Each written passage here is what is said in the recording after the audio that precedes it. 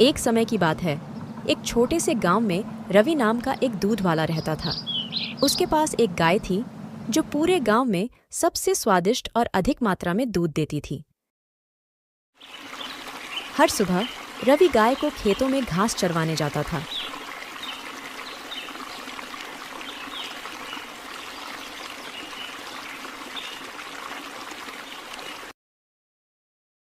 और वापस आकर गाय का दूध निकालता और गांव के लोगों तक पहुंचाता था। गांव के लोगों को रवि के गाय की दूध बहुत पसंद थी। रवि अपनी पत्नी रीना और बूढ़ी मां के साथ रहता था। रवि और रीना का एक 5 साल का बेटा था जिसका नाम कृष्णा था। रवि थोड़ा लालची इंसान था। एक दिन रवि को यह एहसास हुआ कि गांव वालों को उसके गाय का दूध बहुत पसंद आ रहा है। इस बात से उसे बहुत खुशी होती है और उसके लालची दिमाग में एक उपाय आता है। वह सोचता है कि अगर मैं दूध में पानी मिला दूं तो मैं अपना मुनाफा बढ़ा सकता हूं और किसी को पता भी नहीं चलेगा। उस दिन के बाद से रवि गांव वालों को दूध पहुंचाने से पहले उसमें पानी मिला देता था। उसे लगने लगा था कि वह बहुत चालाक हो गया है और उसके इस काम के बारे में किसी को नहीं पता चलेगा। लेकिन एक दिन रवि की मां ने रवि को दूध में पानी मिलाते हुए देख लिया।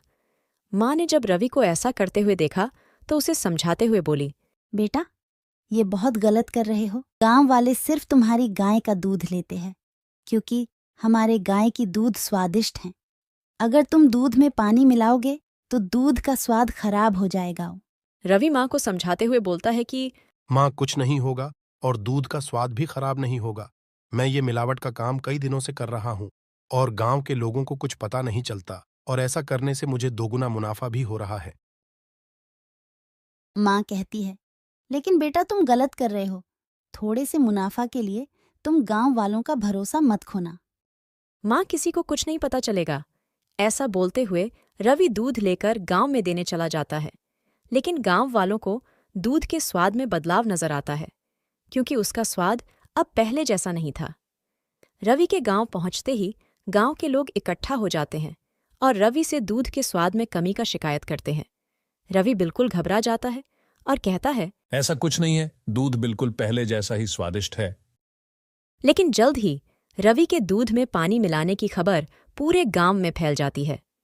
लोग शिकायत करने लगते हैं और उसके दूध का बहिष्कार करते हैं। लोगों को बहुत गुस्सा आता है क्योंकि उन्हें लगता है कि उन्होंने जिस पर भरोसा किया उसी ने उनके साथ धोखा किया है। रवि के गलत काम की वजह से उसका धंधा नीचे गिरने लगता है। उसे अपनी गलती का एहसास होता है, लेकिन अब बहुत देर हो चुकी थी। उसकी गांव वालों की नज़र में जो इज्जत थी वह खत्म हो चुकी थी। गांव वाले अब उस पर भरोसा नहीं कर सकते थे और उसका दूध लेने से मना करने लगे। माँ ने रवि को समझाते हुए बोला, बेटा, अब भी देर नहीं हुई है। तू अपना काम बिना किसी लालच के फिर से शुरू करो। अपने किए पर शर्मिंदा होकर रवि ने फैसला किया कि वह अपने काम करने के तरीके बदलेगा। उसने कसम खा ली कि वह एक ईमानदार व्यापारी बनेगा और गांव वालों का भरोसा वापस जीतेगा। रवि ने फिर से गांव वालों को शुद्ध और बिना मिलावट के दूध देना शुरू कर दिया। धीरे धीरे गांव वालों को रवि के काम करने के तरीके में बदलाव नजर आया और उसकी तारीफ करने लगे। उन्होंने उसे माफ कर दिया और फिर से उससे दूध लेना शुरू कर दिया। रवि ने ईमानदारी के महत्व और लालच के परिणामों के बारे में एक जरूरी सबक सीख ली। उस दिन के बाद से रवि एक ईमानदार दूध वाले के नाम से जाना जाने लगा। उसे उसकी खोई हुई इज्जत और गांव वालों का भरोसा वापस मिल गया। उसका धंधा फिर से चलने लगा। उसे समझ आ गया कि असली सफलता ईमानदार होने और ईमानदारी से दूसरों की सेवा करने से है।